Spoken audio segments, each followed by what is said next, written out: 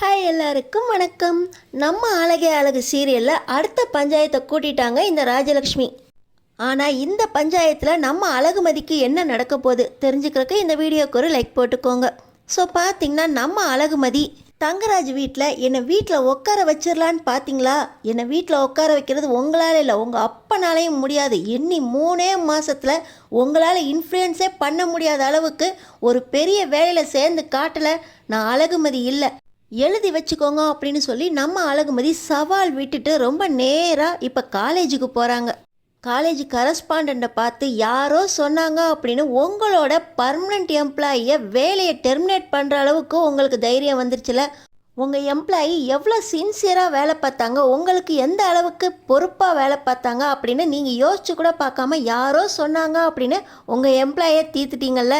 இதை நான் சும்மா விட மாட்டேன், உங்கள் மேலே லீகலாக ஆக்ஷன் எடுக்க போகிறேன் அப்படின்னு சொல்லி நம்ம அழகுமதி அந்த காலேஜ் கரஸ்பாண்டன்ட் கிட்ட சொல்ல, கரஸ்பாண்டன்ட் பார்த்தீங்கன்னா இப்போ நேராக மறுபடியும் தங்கராஜுக்கு கால் பண்ணுறாரு.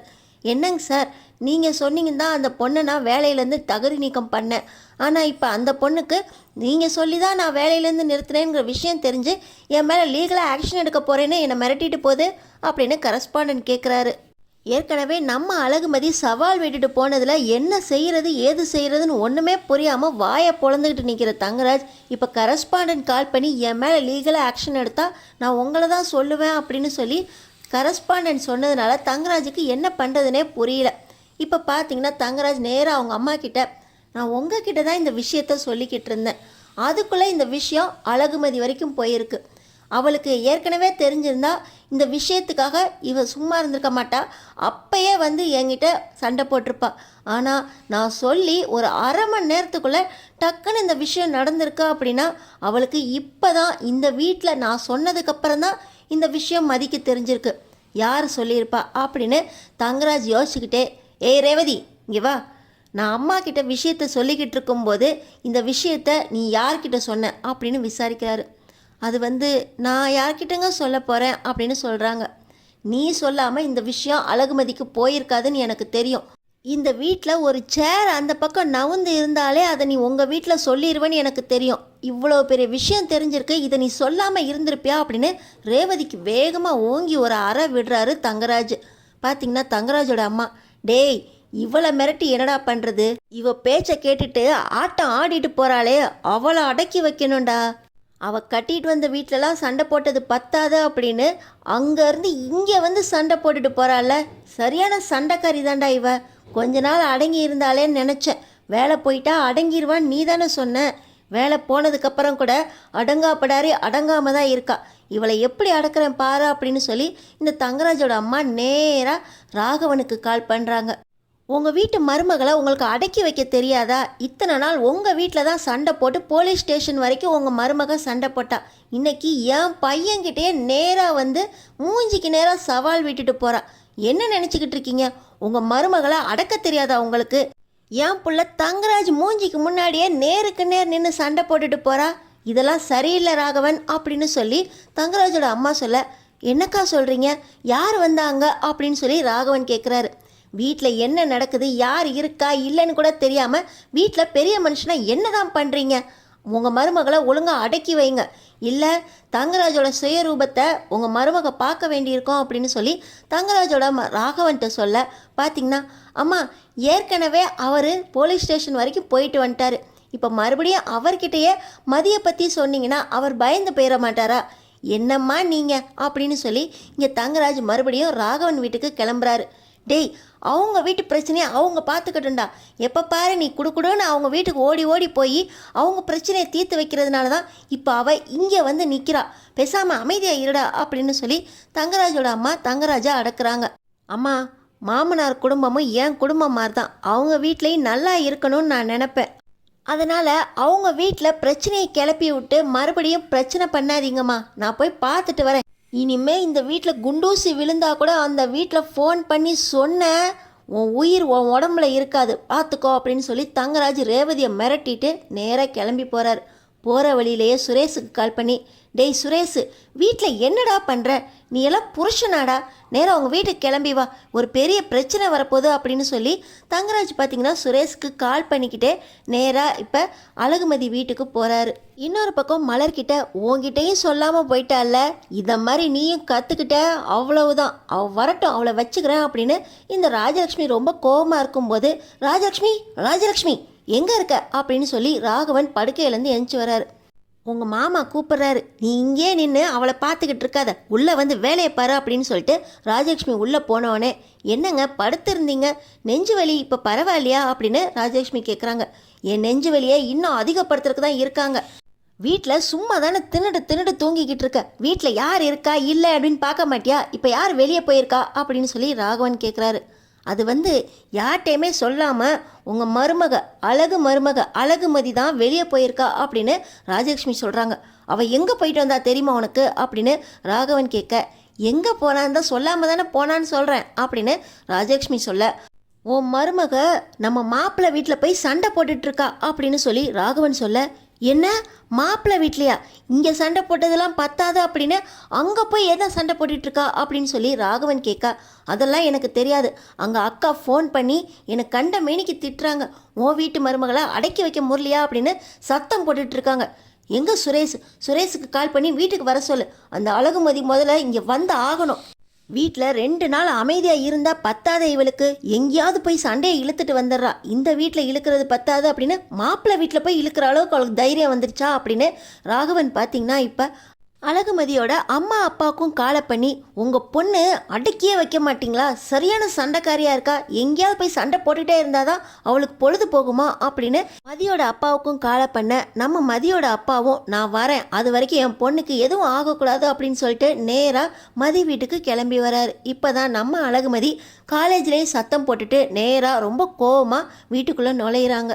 ஏய், எங்கடி போயிட்டு வர, வெளியே போனால் வீட்டு பெரியவங்கள்ட்ட சொல்லிட்டு போகணும் அப்படின்னு தெரியாதா, அங்கேயே நில்லு, உனக்கு இன்னைக்கு இருக்குடி அப்படின்னு சொல்லி ராஜலக்ஷ்மி மதியை வந்த இடத்துல நிற்க வைக்கிறாங்க. நம்ம மதி ஏற்கனவே பயங்கர கோவத்தில் இருக்காங்க. ராஜலக்ஷ்மி அந்த இடத்துல நில்லுன்னொன்னே, இப்போ எதுக்கு என்னை நிற்க வைக்கிறீங்க, நான் எங்கே போயிட்டு வந்தேன்னு அதுக்குள்ளே உங்களுக்கு விஷயம் வந்துருச்சுல, எல்லாம் தெரிஞ்சிருக்கும் தானே, இன்னமும் நீங்களும் அமைதியாக தான் இருக்கீங்களா, இதில் உங்களுக்கும் பங்கு இருக்கா அப்படின்னு நம்ம அழகுமதி கேட்குறாங்க. எங்கே போயிட்டு வந்தேன்னு தெரியும், எதுக்காக போயிட்டு வந்தேன்னு எங்கள்கிட்ட நீ சொல்லிட்டா போன அப்படின்னு ராஜலக்ஷ்மி கேட்குறாங்க. அதுக்குள்ளே ராகவன், நீ எதுக்கு மாப்பிள்ளை வீட்டுக்கு போன, அங்கே போய் என்ன சண்டை இழுத்துட்டு வந்திருக்க அப்படின்னு கேட்குறாரு. அந்த நேரத்தில் தான் இப்போ சுரேஷும் தங்கராஜும் வீட்டுக்கு வராங்க. என் ஸ்டூடெண்ட்ஸ் மேலே கையை வச்சதுனால உங்கள் புள்ள மேலே கேஸை கொடுத்து உங்கள் பிள்ளைக்கு வேலை போச்சு, ஆனால் உங்கள் பிள்ளைக்கு கல்யாணம் நின்றுச்சா அப்படின்னு என் மேலே தப்பு இருக்க மாதிரி உங்கள் மாப்பிள்ளையை வச்சு மிரட்டி எங்கள் அப்பாவை சம்மதிக்க வச்சு என்ன உங்கள் பிள்ளைக்கு வேண்டா வெறுப்பாக தானே கல்யாணம் பண்ணி வச்சிங்க, அதோட விட்டீங்களா, உங்கள் புள்ள வேலை என்னால் தான் போச்சு அப்படின்னு மறுபடியும் நான் தான் அந்த வேலையை வாங்கி தரணும் அப்படின்னு என்னை விடாப்பிடியாக என்கொயரி ஆஃபீஸ்க்கும் கூட்டிகிட்டு போய் சுரேஷ் வேலை போனதுக்கு நான் தான் காரணம், முன்பக காரணமாக உங்கள் புள்ள மேலே பொய்யான கேஸ் கொடுத்து எல்லா தப்பும் நான் தான் பண்ணிட்டேன், இப்போ நாங்கள் 2 குடும்பமும் சமரசம் ஆகி 2 பேருக்கும் கல்யாணம் நடந்துருச்சு, என் மேலே தான் எல்லா தப்பும், இந்த கேஸை நான் வாபஸ் வாங்கிக்கிறேன் அப்படின்னு என் கைப்பட நானே சைன் போட வச்சு உங்கள் பிள்ளைக்கு வேலை வாங்கி கொடுத்தீங்க, அப்போ வரைக்கும் நான் அமைதியாக தானே இருந்தேன், இதுக்கு மேலே ஏங்க பிரச்சனை பண்ணுறீங்க, உங்கள் பிள்ளைக்கு வேலை இல்லைன்னா அந்த வேலை கிடைக்கிறதுக்காக என்ன என் மேலே பழியை போட்டு என்னை சைன் போட வச்சிங்கல்ல, இப்போ என் வேலை போகிறதுக்கு காரணமானது உங்கள் மாப்பிள்ளை தான், அவருக்கு இருக்க இன்ஃப்ளூயன்ஸை பயன்படுத்தி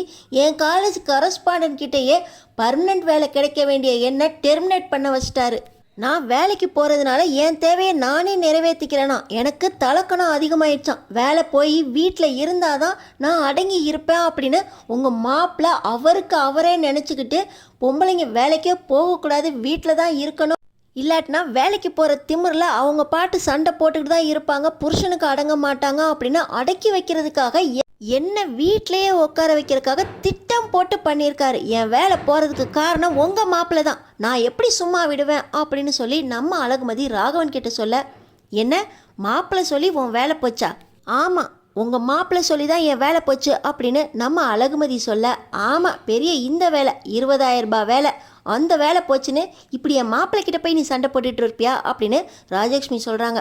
இப்போ ராகவன், ராஜலக்ஷ்மி நீ சும்மா இரு, 20,000 ரூபாயோ 30 ரூபாயோ அவளுக்குன்னு செய்கிறதுக்குன்னு ஒரு வேலை இருந்துச்சு. அவள் பாட்டு கௌரவமாக வேலைக்கு போய்கிட்டு இருந்தா. அந்த வேலையில் எந்த பிரச்சனையும் இல்லையே, அவள் கௌரவமாக தானே வேலைக்கு போய்கிட்டு இருந்தா. அந்த வேலையை மாப்பிள்ளை போக வச்சிருக்காரு. ஆமாம், மாப்பிள்ளை தான் அந்த வேலையை போக வச்சாருன்னு உனக்கு எப்படி தெரிஞ்சிச்சு? இத்தனை நாளாக வீட்டில் தானே இருந்த, இப்போ இந்த விஷயம் உனக்கு யார் மூலமாக தெரிஞ்சிச்சு? இப்போ எதுக்காக போய் மாப்பிள்ளை வீட்டில் போய் சண்டை போட்டு வந்த? அக்கா ஃபோன் பண்ணி எங்களை திட்டுறாங்க, சண்டைக்கார மருமகளை உங்கள் வீட்டோட வச்சுக்க வேண்டியதானே, எங்கள் வீடு வரைக்கும் சண்டை இழுத்துட்டு வந்திருக்கீங்க அப்படின்னு கேட்குறாங்க அப்படின்னு ராகவன் சொல்கிறாரு. ஆமாம், அந்த வீட்டில் இருந்துக்கிட்டு இந்த வீட்டு விஷயத்தில் எதுக்கு அவர் தலையிடுறாரு அப்படின்னு நம்ம மதி கேட்க, அவர் இந்த வீட்டு மாப்பிள்ளை, அவருக்குரிய கௌரவத்தை நாங்கள் கொடுக்கணும். அவர் இங்கேயும் இருப்பார் அங்கேயும் இருப்பார். இந்த வீட்டு விஷயம் அந்த வீட்டு விஷயம்னு தனித்தனியாலாம் கிடையாது. அவரை பற்றி நீ பேசக்கூடாது. நீ எதுக்கு அந்த வீட்டுக்கு போய் சண்டை போட்டு வந்த? உன் வேலை போகிறதுக்கும் போகிறதும் மாப்பிள்ளைக்கு எந்த சம்மந்தமும் இருக்காது. மாப்பிள்ளை அப்படிப்பட்ட வேலையெல்லாம் செய்ய மாட்டார் அப்படின்னு ராகவன் சொல்கிறாரு. உங்கள் மாப்பிள்ளை அந்த மாதிரி வேலையெல்லாம் செய்ய மாட்டாருன்னு யாருங்க சொன்னா? உங்கள் மாப்பிள்ளை என்ன மாதிரி வேலையெல்லாம் செய்கிறாருன்னு உங்களுக்கு தெரியுமா? உங்கள் புள்ள என் ஸ்டூடெண்ட்ஸை அடித்தாருன்னு சொன்னேன்ல, உங்கள் புள்ள மேலே கேஸ் கொடுத்தேன்ல, அப்போ உங்கள் பிள்ளைக்கு பின்னாடி இருந்து தூண்டி விட்டது உங்கள் மாப்பிள்ளை தான். உங்கள் மாப்பிள்ளை தான் என் ஸ்டூடெண்ட்ஸ்க்கு இந்த பையன் கூட பழகக்கூடாது அந்த பையன் கூட பழகக்கூடாது அப்படின்னு கட்ட பஞ்சாயத்து பண்ணார். அதையும் மீறி அந்த பையன் கூட பழகுனதுனால உங்கள் மாப்பிள்ளையோட மச்சான், போலீஸ்கார மச்சான் சுரேஷை வச்சு என் காலேஜுக்குள்ளேயே உள்ள நுழைய வச்சு என் ஸ்டூடெண்ட்ஸை மிரட்டினார். அந்த விஷயத்தில் தான் உங்கள் சுரேஷ் மேலே நான் கேஸ் கொடுத்தேன். பின்னாடி இருந்து வேலை பார்த்தது ஃபுல்லாக உங்கள் மாப்பிள்ளை தான். அதோட விட்டாரா, என் ஸ்டூடெண்ட்ஸை தனியாக கடத்திட்டு போய் அவரோட தோட்டத்தில் வச்சு அந்த ஸ்டூடெண்ட்ஸை அடியாளுங்களை வச்சு அடித்தது உங்கள் மாப்பிள்ளையும் உங்கள் பையனும் தான். அந்த பையன் கொடுத்த கேஸில் தான் உங்கள் பையனோட வேலை போச்சு. உங்கள் பையன் ரொம்ப கஷ்டப்பட்டு இந்த வேலையை வாங்கினாருன்னு சொன்னீங்களே, உங்கள் பையனும் உங்கள் மாப்பிள்ளையும் சேர்ந்து அந்த காலேஜ் ஸ்டூடெண்ட்டை அடித்த வீடியோ டிவி வரைக்கும் வந்துச்சுல. உங்கள் குடும்பத்தோடு அந்த வீடியோவை பார்த்துருப்பீங்கள்ல. அதுக்கப்புறமும் உங்கள் பையன் மேலே தப்பு இல்லை, நான் கேஸ் கொடுத்ததுனால தான் உங்கள் பையனுக்கு வேலை போச்சு அப்படின்னு என்னால் நின்ன கல்யாணம் என்னால் தான் திரும்ப நடக்கணும் அப்படின்னு என்னையே விருப்பம் இல்லாமல் மணமேடையில் உட்கார வச்சு உங்கள் பையனை தாலி கட்ட வச்சிங்க. இப்பயும் சும்மா இருக்காமல் நான் பாட்டு என் வேலையை பார்த்துக்கிட்டு இருந்தேன், என் வேலையை போக வச்சுருக்கீங்க. இதுக்கு மேலே உங்கள் மாப்பிள்ளையே நான் என்ன பண்ணுறது? உங்கள் மாப்பிள்ளையை நான் எப்படி சும்மா விட முடியும் அப்படின்னு சொல்லி மதி கேட்குறாங்க. நம்ம மதி கேட்ட கேள்வியை ராகவன் மட்டும் இல்லை, பின்னாடி இருந்து தங்கராஜ் சுரேஷ் மட்டும் இல்லை, நம்ம அழகுமதியோட அப்பாவும் அம்மாவும் நின்று பார்த்துக்கிட்டு இருக்காங்க. என்ன ராமமூர்த்தி, உங்கள் பொண்ணு பாட்டு பேசிக்கிட்டே இருக்கா, நீங்கள் பாட்டு கேட்டுகிட்டே இருக்கீங்க அப்படின்னு சொல்லி தங்கராஜ் கேட்குறாரு. என் பொண்ணு கேட்டதில் ஒன்றும் தப்பில்லையே சார், என் பொண்ணு இத்தனை கேள்வி கேட்குதே, உங்களால் பதில் சொல்ல முடியலையா சார் அப்படின்னு ராமமூர்த்தி கேட்குறாங்க. என்ன ராமமூர்த்தி, உங்கள் பொண்ணு மாதிரியே உங்களுக்கும் திமிரு ஏறிடுச்சா அப்படின்னு தங்கராஜ் கேட்குறாரு. இல்லை சார், நியாயத்தை பேசுகிறவங்கள உங்களுக்கு திமிரு மாதிரி தெரியுதா? என் பொண்ணு நியாயமாக கேள்வி கேட்குது. அந்த கேள்வி ஒன்றுக்காவது உங்களால் பதில் சொல்ல முடிஞ்சா? இந்த வீட்டில் இத்தனை பேர் இருக்கீங்களே, என் பொண்ணு கேட்ட கேள்விக்கு நியாயமாக உங்களால் பதில் சொல்ல முடியுமா? சூழ்நிலையால் தான் சார் என் பொண்ணை இந்த வீட்டுக்கு கல்யாணம் பண்ணி வச்சேன். ஆனால் என் பொண்ணை இந்த அளவுக்கு பாடுபடுத்தினியும் என் பொண்ணு நான் இங்கேயே இருக்கேன், என்னை யாரும் எதுவும் செஞ்சிட முடியாது அப்படின்னா அது என் பொண்ணோட தைரியம். என் பொண்ணு மேலே இருக்கிற நம்பிக்கையில் தான் இங்கே நான் விட்டுட்டு போனேன். அப்படி இருந்தோம் என் பொண்ணு பார்த்த வேலையை நீங்கள் டெர்மினேட் பண்ண வச்சுருக்கீங்க. என் பொண்ணை நான் இதுக்கு மேலேயே அமைதியாக இருக்கணும் அப்படின்னு சொல்ல மாட்டேன். என் பொண்ணு மேலே எப்போவுமே தப்பே இருக்காதுன்னு எனக்கு தெரியும். அப்படி இருந்தும் பஞ்சாயத்தை கூட்டி நீங்கள் என் பொண்ணை மன்னிப்பு கேளுன்னு சொன்னப்போ நீங்கள் சொன்னது சரியாக தான் இருக்கும் அப்படின்னு என் பொண்ணை அடங்கி போமா அனுசரித்து போமான்னு தான் சொன்னேன். இங்கே என்ன நடக்குது அப்படின்னு எனக்கு தெரியாது சார். ஆனால் என் பொண்ணு இப்போ கேட்ட கேள்வி எல்லாமே சரியான கேள்வி தான். இதுக்கு மேலேயும் என் பொண்ணை அடங்கி போன்னு நான் சொல்ல மாட்டேன். என் பொண்ணு எப்போவுமே தப்பே செய்ய மாட்டான். எங்கே தப்பு நடந்தாலும் அதை தட்டி கேட்பா. இந்த வீட்டில் தான் சார் தப்பு நடக்குது, அதனால தான் என் பொண்ணு கேள்வி கேட்டுக்கிட்டு இருக்கா. இதுக்கு மேலேயும் என் பொண்ணை அடங்கி போன்னு நான் சொல்ல மாட்டேன் சார், பதில் சொல்லுங்க அப்படின்னு சொல்லி ராமமூர்த்தி சொல்கிறாரு. இன்னொரு பக்கம் மலர், மாமா மதி கேட்டதில் எந்த தப்பும் இல்லையே, மதியோட வேலை போகிறதுக்கு காரணம் உங்கள் மாப்பிள்ளை தங்கராஜ் அண்ணன் தானே, அவர் மேலே நீங்கள் கேள்வியே கேட்கலையே. தங்கராஜ் அண்ணன் ஏன் மதியோட வேலையை போக வைக்கணும்னு நினச்சாரு? பொண்ணுங்க வேலைக்கு போகிறது தப்பா? மதி கேட்ட கேள்வி ஒவ்வொன்றும் நியாயமான கேள்வி, அதனால தான் உங்கள் யாராலையுமே பதில் சொல்ல முடியல. பதில் சொல்லுங்க மாமா. டேய் சுரேஷ், எப்போ பார்த்தாலும் எங்கள் மாமா சொன்னால் சரியாக தான் இருக்கும் அப்படின்னு சொல்லி மாமா பக்கமே நிற்பியே. உன் பொண்டாட்டி வேலை போகிறதுக்கு காரணமாக இருந்த உங்கள் மாமாவை நீ ஒன்றும் கேட்கவே இல்லையே அப்படின்னு சொல்லி நம்ம மலர் கேட்க, அண்ணி, மதியோட திமிரு அடங்கணும்னா எனக்கு பொண்டாட்டியா அவ அடங்கி நடக்கணும்னா வேலைக்கு போகக்கூடாது அப்படின்னு மாமா தான் சொன்னார். நானும் சரின்னு சொன்னேன். அதனால் இந்த விஷயத்தில் அப்படின்னு சொல்லி சுரேஷ் சொல்லி முடிக்கிறதுக்குள்ள மதி சுரேஷை ஓங்கி ஒரு அறை விடுறாங்க. என்னங்க, புருஷனுக்கு பொண்டாட்டினா அடங்கி நடக்கணுமா? உங்கள் மேலே இருக்க பாசத்தில் நீங்கள் சொல்கிறதெல்லாம் கேட்போம். அதுக்காக நீங்கள் சொல்கிறது எல்லாமே தப்பாக இருந்தாலும் உங்களுக்கு அடங்கி நடக்கணுமா?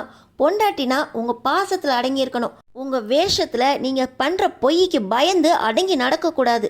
என் வேலை போனதுக்கு காரணம் பொண்ணுங்களாம் அடங்கி இருக்கணும் அப்படின்னு தங்கராஜ் திட்டம் போட்டு தான் என் வேலையை போக வச்சாருன்னு நினச்சேன்.